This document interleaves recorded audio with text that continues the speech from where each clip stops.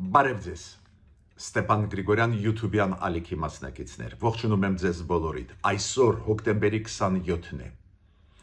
մենք այսօր կքննարկենք կարևորագույն հարց կապված հայ ժողովրդի ապագայի հետ, Նիկոլ Փաշինյան, Գարեգին II կաթողիկոս հարաբերությունների մասին, դա է լինելու գլխավոր թեման այսօրվա, ինչ սխալներ արեց Գարեգին II-ը, մեր եկեղեցականները, որ այդքան համառորեն Նիկոլ Փաշինյանը ուզում է Գարեգին II-ի հրաժարականը, պահանջում է, ինչ զարգացումներ կլինեն այն օրից հետո, երեկվանից, երբ որ Հովանավանքում կարգալույծ եղած Ստեփան Ասատրյանը պատարագ անցկացրեց, ինչ հետևանքներ կլինի և եկեղեցու համար, և մեր պետության համար, պատճառները այս լարված իրավիճակի, ինչ սխալվեր արվեցին Գարեգին II-ի կողմից, ինչ գլխավոր նպատակներ է իր առջև դնում վարչապետ Նիկոլ Փաշինյանը, հենց այսօր դրա մասին մենք կխոսենք, ես անպայման ուզում եմ ձեզ հետ կիսվել իմ կարծիքով հարգելի Ստեփան Գրիգորյան YouTube-յան ալիքի մասնակիցներ։ Այո, այսօրվա օրը 27 հոկտեմբերի բարդ օր է հայ ժողովրդի պատմության մեջ, դուք գիտեք 1999 թվականի հոկտեմբերի 27-ի ջարդը ազգային ժողովում, երբ որ մի մասը մեր քաղաքական էլիտան ահաբեկիչների կողմից սպանվեց։ Դժվար պատմություն ունենք մենք, հիմա նոր խնդիրներ կապված վարչապետ Հայաստանի, կաթողիկոս հայոց բարդ հարաբերություններ, ու անպայման պետք է դա վերլուծենք, շատ կարևոր է, վերլուծությունը ցույց կտա ճանապարհներ, որ դուրս գանք այս իրավիճակից։ Ուրեմն սկսում ենք մեր աշխատանքը այսօրվա, որը կենտրոնացած կլինի այս հարաբերությունների վրա, Նիկոլ Փաշինյան, Գարեգին II։ Մինչև սկսելը մեր աշխատանքի պարզ է, ես նորից խնդրում եմ ձեզ բաժանորդագրվել, կիսվել, լայքել, ինչը շատ արագացնում է աշխատանքը մեր YouTube-յան ալիքի, ինչն էլ օգտակար է և Սփյուռքայության համար, և Հայաստանի Հանրապետության քաղաքացիների համար։ Մինչև անցնելը գլխավոր թեմային, մեկ-երկու կարևորագույն ինֆորմացիա ուզում են տալ ուղղակի 3 րոպեվա ընթացքում։ Նայեք, ազգային ժողովում վաղվանից 2-3 օր անընդմեջ կանցնի շատ կարևոր Արևելյան գործընկերության պարլամենտական վեհաժողովի նիստ։ Դա կոչվում է այդ միջազգային ֆորմատը, պարլամենտական կոչվում է Եվրոնեստ։ Դուք գիտեք, Եվրամիությունը 2008 թվականից նախաձեռնել է Արևելյան գործընկերության ծրագիրը, որի մեջ մտնում էին մի կողմից Եվրամիությունը, մյուս կողմից Մոլդովան, Ուկրաինան, Բելարուսը, Հայաստանը, Ադրբեջանը, Վրաստանը, 6 երկրներ։ Ավելի ուշ Բելարուսը դուրս եկավ այս ծրագրից ու մնացին 5 երկրների պարլամենտի անդամները, մյուս կողմից Եվրոպարլամենտի անդամները։ Հետաքրքիր ֆորմատ է, պարբերաբար նիստեր են հավաքվում, այս անգամվա պլենար նիստը կանցնի վաղաչե մյուս օրը Երևանում։ Հետաքրքիր է, կգան այդ նիստի ադրբեջանցի պատգամավորները, Ադրբեջանի Միլի Մեջլիսի պատգամավորները, իմ կարծիքով այն process-ը խաղաղության, որը սկսվեց, հուշում է, որ Ադրբեջանի պատգամավորները կգան այս միջոցառմանը Հայաստան։ Մյուս կարևորագույն ինֆորմացիան, դուք գիտեք, որ Դոնալդ Թրամփը երեկ սկսեց իր այցելությունը ասիական երկրներ։ 3 երկրներում ինքը կլինի, Մալազիայում, Ճապոնիայում և Հարավային Կորեայում։ Մալազիայի իր այցելությունը այսօր ավարտվեց, Թրամփը ասաց, որ լավ պայմանագրեր կնքեց ինքը Մալազիայում, բայց ես պետք է ասեմ, որ երրորդ այցելության ժամանակ երկրորդը կլինի Ճապոնիան, հետո Հարավային Կորեան պլանավորում է հանդիպում Դոնալդ Տրամփի Չինաստանի նախագահի հետ, Սի Ցզինպինի հետ։ Այդ հանդիպումը բոլորիս համար կարևորագույն հանդիպում է, քանի որ հարաբերությունները այս երկու հզոր պետությունների խաղի կանոնները թելադրում են նաև առևտրի ոլորտում ամբողջ աշխարհի համար, դա է պատճառը, որ մեզ բոլորիս պետք է, որ այդ հանդիպումը լավ անցնի։ Նույնիսկ Դոնալդ Տրամփը ակնարկներ էր անում, որ Հարավային Կորեայում միգուցե նույնիսկ հանդիպի Կիմ Չեն Ուրի հետ, Հյուսիսային Կորեայի ղեկավարի հետ։ Մյուս կարևորագույն ինֆորմացիան կապված է Ռուսաստանի փոխվարչապետ Ալեքսեյ Ավերչուկի հետ։ Շատ վտանգավոր մեզ համար հայտարարություն արեց երեք Ալեքսեյ Ավերչուկը։ Ինքը ասեց, որ մենք դիմեցինք Ադրբեջանին ու Ադրբեջանը գրեթե համաձայնվեց, որ մեր ապրանքները դեպի Հայաստան մենք Ադրբեջանի տարածքով կուղարկենք։ Այս ինչ նախաձեռնություն է։ Մենք ունենք առևտուր, կոնտակտ Ռուսաստանի հետ, վերին Լարսով, Վրաստանով, վատ լավ դա աշխատում է, մենք դժգոհ ենք, որ քաղաքական որոշումները հաճախ ընդունում է Ռուսաստանը ու փակում է այդ ճանապարհը, դա տնտեսական որոշումներ չեն, դա տնտեսության կապված չեն, դա ճնշում է մեզ վրա, բայց այս է գլխավոր ճանապարհը։ Այդ ինչու Ռուսաստանը որոշեց ավելի խուճուճ ճանապարհով ուղարկել ապրանքները Հայաստան, Ադրբեջանով, Վրաստանով, հետո նոր Հայաստան։ Իրանք ունեն հնարավորություն վերին Լարսով ուղղակի աշխատել մեզ հետ ու աշխատում էին։ Ես ստեղ տեսնում եմ միտումը ինչի հետ է կապված։ Տեսակ, Ղազախստանը Ադրբեջանով, Վրաստանով ուղարկում է մեզ ցորեն։ Ռուսաստանը ասում է, Հայաստանը ինչի է առնում ցորենը Ղազախստանից։ Հայաստանը պատասխանում է, որ խոչընդոտներ լինում են, դժվար է ստանալ ցորեն Վրաստանով, քանի որ դուք անընդհատ փակում եք վերին Լարսը։ Հիմա Ռուսաստանը կասի մեզ, բայց մենք տեսակ ոնց Ղազախստանը Ադրբեջանով, հիմա Ադրբեջանով ձեզ ուղարկում են ցորենը։ Մի առնի Ղազախստանի ցորենը։ Այս մտահոգությունը Ռուսաստանը ինչի հետ է կապված։ Ոչ թե մտածում են, որ ավելի հեշտ ձևով ապրանքներ մեզ ուղարկեն, ուղղակի մտահոգված են, որ մենք ստացանք այլընտրանքային ճանապարհ։ Օրինակ ստանալու ցորեն Ղազախստանի, Ադրբեջանի տարածքով ու մխրճվում են մեջտեղը, որ վաղ ասեմ միք առնի ցորենը Ղազախստանից, նորից մեզանից արեք, նորից ուզում են զրկել մեզ այլընտրանքից։ Ես կոչ եմ անում իշխանությանը այս գործոնի վրա ուշադրություն դարձնել։ Իշխանությունը արեց լրջագույն քայլ, ստանում է ցորենը Ղազախստանի Ադրբեջանով, Ադրբեջանի տարածքով, ստանում է այլընտրանքային ճանապարհով ցորեն, ոչ մի դեպքում չպետք է մենք նորից վերականգնենք մոնոպոլիան Ռուսաստանի ցորենի վրա մտնող Հայաստանի տարածք։ Հիմա անցնում ենք հարաբերություններին Նիկոլ Փաշինյան, Գարեգին երկրորդ կաթողիկոս։ Իմ կարծիքով երեք հովանահավանքի պատարակից հետո որակական փոփոխություն կատարվեց այդ հարաբերություններում։ Տրողվեց մեր հայ առաքելական եկեղեցին,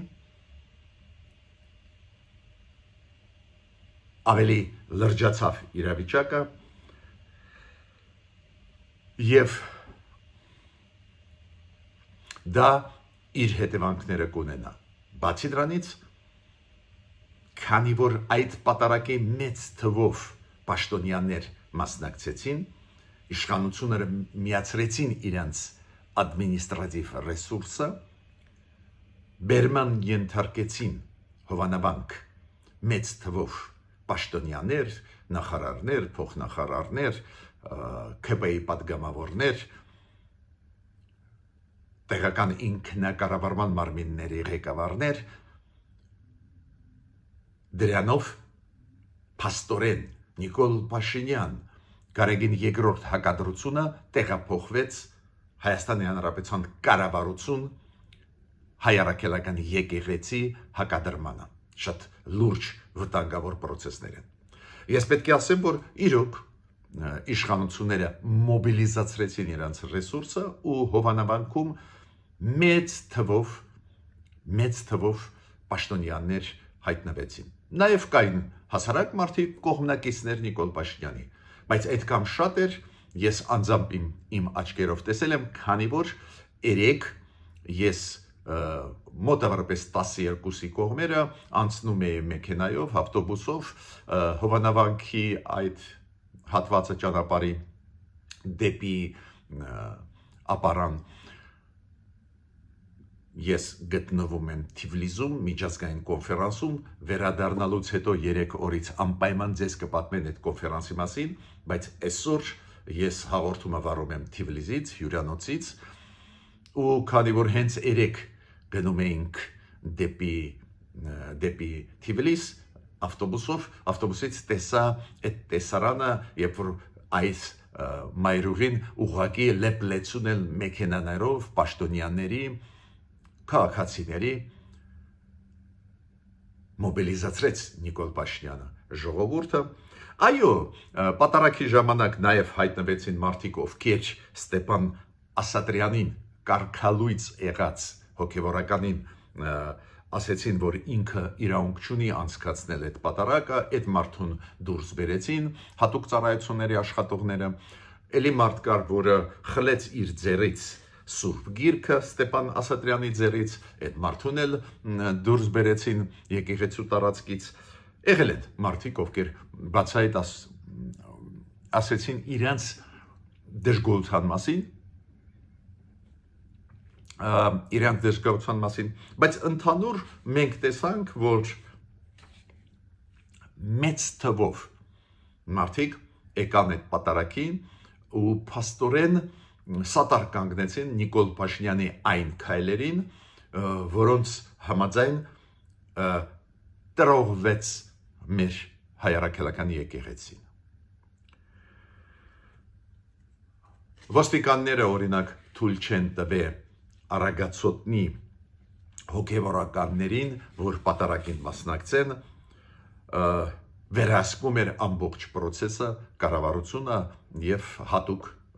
մեր մարմինները, ինստիտուտները։ Կաթողիկոսը միաժամանակ Գարեգին II ինքը մայր տաճարում համընդհանուր աղոթք է անցկացրել ի աջակցություն Սամվել Կարապետյանին եւ այն հոգևորականներին, ովքեր հիմա գտնվում են բանտում։ Միաժամանակ Նիկոլ Փաշինյանը հայտարարեց, որ 26-ին հովանավանքի պատարագի սկզբից հետո Մայր Աթոր Սուրբ Էջմիածինը ազատագրվելու է, ինքը երեք արեց այդ գրառումը, որ այս պատարագը հովանավանքում դա սկիզբն է, որ Մայր Աթորը Էջմիածինը ազատագրվի։ Հիմա գլխավորը ինչ այսօր ուզում եմ ասել, ես ֆիքսեցի ինչ էր կատարվում երեք հովանավանքում, մեծ թվով պաշտոնյաներ, նաև կողմնակիցներ հասարակ մարդկանց մեջ Նիկոլ Փաշինյանի մասնակցեցին այն պատարագի, որը անց էր կացվում Ստեփան Ասատրյանը, մարդը, որը եկեղեցական օրենքներով իրավունք չուներ, փաստորեն այլընտրանքային եկեղեցի ստեղծվում է Հայաստանում։ Մյուս կողմից մենք տեսնում էինք, որ Մայր Աթոր Էջմիածնում անցկացվում էր միջոցառում, որը նվիրված էր Սամվել Կարապետյանի եւ հոգևորականների իրավունքների պաշտպանությանը կամ սատարմանը։ Հիմա եկավ ժամանակը հասկանալ ինչից է դա գալիս, ինչից դա սկսվեց։ երկրորդը այս հետևանքները հովանավանքի պատարագից հետո ինչ հետևանքներ դրանք կունենան ու ինչ որ չափով նույնիսկ մենք կարող ենք այսօր կանխատեսել ինչով կավարտվի այս ամբողջ process-ը։ Ուրեմն ինչից սկսվեց, ուզում եմ ձեզ հիշեցնել։ Հիշում եք,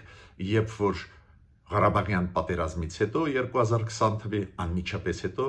եկեղեցին, հայրաքելական եկեղեցին ու անձամբ Գարեգին II պահանջում էին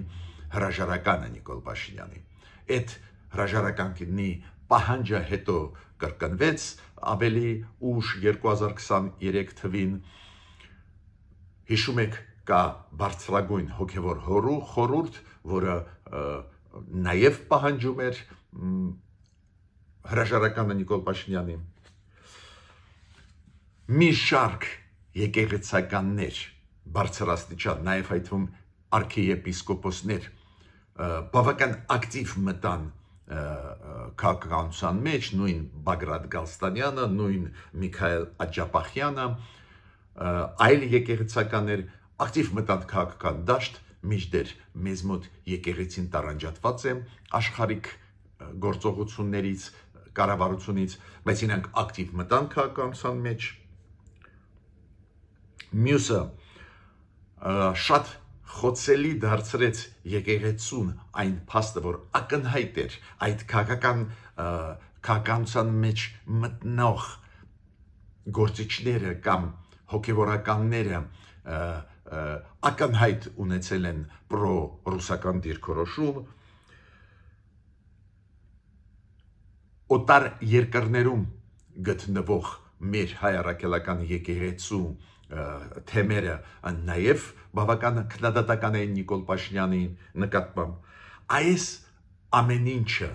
գումարած Արամ առաջինի Կիլիկիո մեջ առաջնորդի հոգևոր դիրքորոշումը քննադատական Նիկոլ Փաշինյանի նկատմամբ եւ մեր կառավարության նկատմամբ, այդ ամբողջ փաթեթը բերեց նրան, որ իրոք մտահոգեց մեր կառավարությունը։ Եկեղեցին ակտիվ սկսեց մտնել քաղաքականության մեջ, եկեղեցին ցուցաբերեց պրոռուսական դիրքորոշում,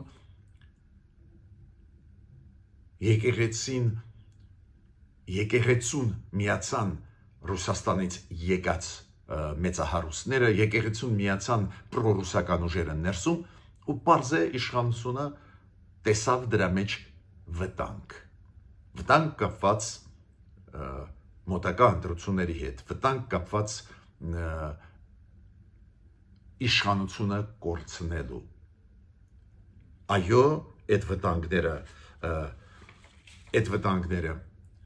շոշափելի են, երևացող։ Ու դուք կարող եք ասել, բայց ինչի՞ց է վախում իշխանությունը կորցնել իշխանությունը, լծակները իշխանության, թող արդար պայքար լինի, բայց ստեղ կարևորագույն բաղադրիչ կա։ Եկեղեցին իրավունք չունի զբաղվել ընտրություններով, իրավունք չունի զբաղվել քաղաքականությամբ։ Տարանջատված է եկեղեցին աշխարհիկ կյանքից, աշխարհիկ քայլերից, քաղաքական պայքարից։ Եկեղեցին խախտեց այդ խաղի կանոնները։ Ու պարզ է իշխանությունը պետք է արձագանքել, հաշվի առնելով, որ եկեղեցին սկսեց միավորվել մեծահարուստների հետ, մասամբ օլիգարխիայի հետ, նախկինների հետ։ Այո, շատ իրավացի են մտահոգությունները իշխանությունների։ Ուրիշ բան է, որ իշխանությունը սկսեց պատասխանել օգտագործելով տարբեր մեթոդներ, նաև օգտագործելով այն մեթոդը, որ իշխանությունը սկսեց միջամտել եկեղեցու իրավունքների մեջ, իշխանությունն է ուզում ազդել եկեղեցու հնարավոր փոփոխությունների վրա, ռեֆորմների վրա, ես չգիտեմ սահմանադրության համաձայն իրավունք ունի, թե չէ իշխանությունը այդքան միջամտել եկեղեցու գործերի մեջ, բայց մեկ բան հստակ է. իշխանությունը կարող էր իրավունք ունել արձագանքել այս քայլերի եկեղեցու կողմից արված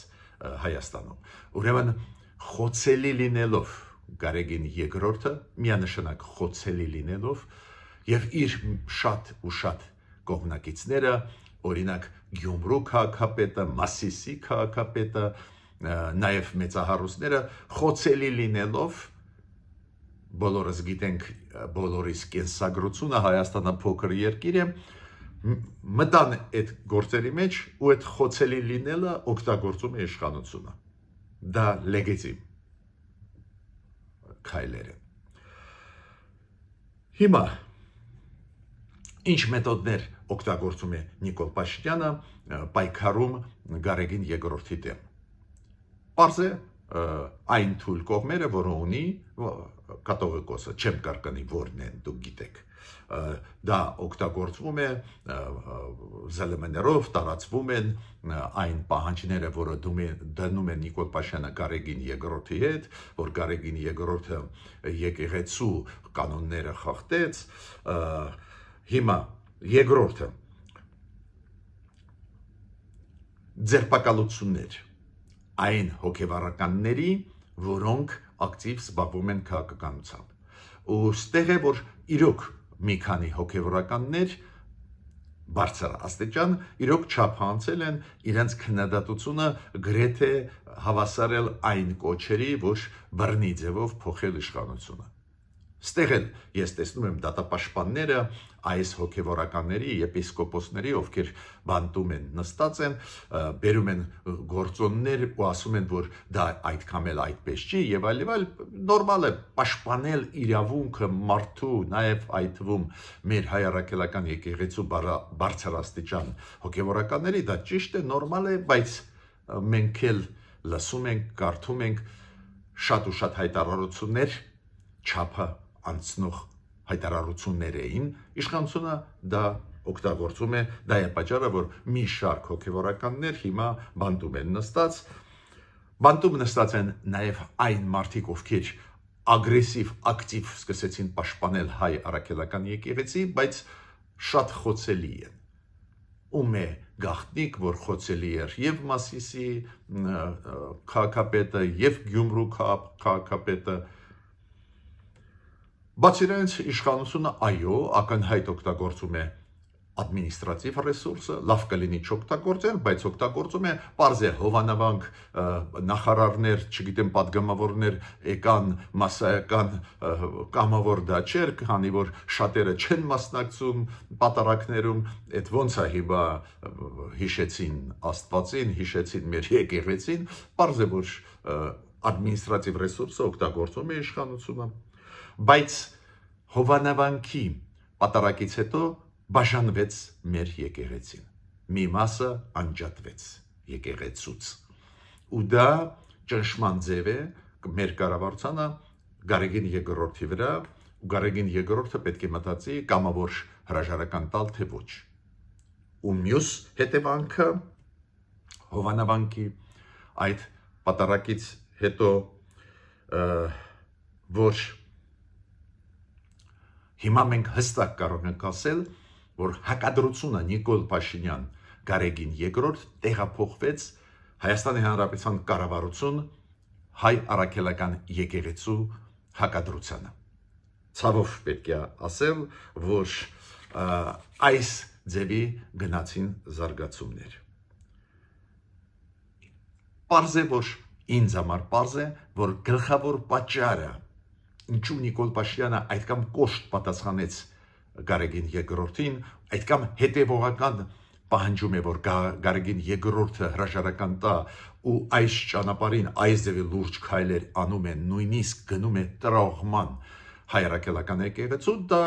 իմ կարծիքով շատ տրամաբանական քայլեր են կապված ինչի հետ։ Եկեղեցին մտավ քաղաքականության մեջ, ներքին գործերի քաղաքականության մեջ, ինչի իրավունքը չուներ, սկսեց միավորվել տարբեր մեծահարուստների հետ, տարբեր ընդդիմադիր դաշտի պրոռուսական ներկայացուցիչների հետ ու վախացրեց իշխանություններին, որ եկեղեցին օգտագործելով իր սերը, հարգանքը, որը ունի հասարակության մեջ, անձերի մասին չի խոսքը, հայ առաքելական եկեղեցու մասին։ Եկեղեցու սպասավորները, գլխավոր դեմքերը փորձեցին օգտագործել Նիկոլ Փաշինյանի դեմ։ Ու դա իր պատասխանն է այն սխալի, որը արվեց եկեղեցու կողմից, գլխավոր սպասավորների մեր եկեղեցու կողմից։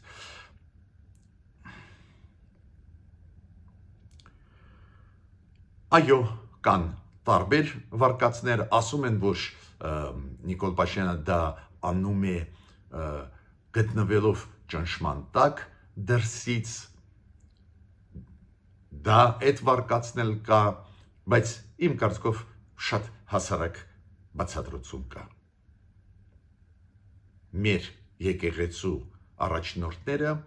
մտան քաղաքական դաշտ ու պատասխան ստացան։ Այո, եթե մտնում ես քաղաքական դաշտ, նշանակություն չունի ով ես դու պետք է անխոցելի լինես։ Եթե դու խոցելի ես, դա բերում է այն խնդիրների,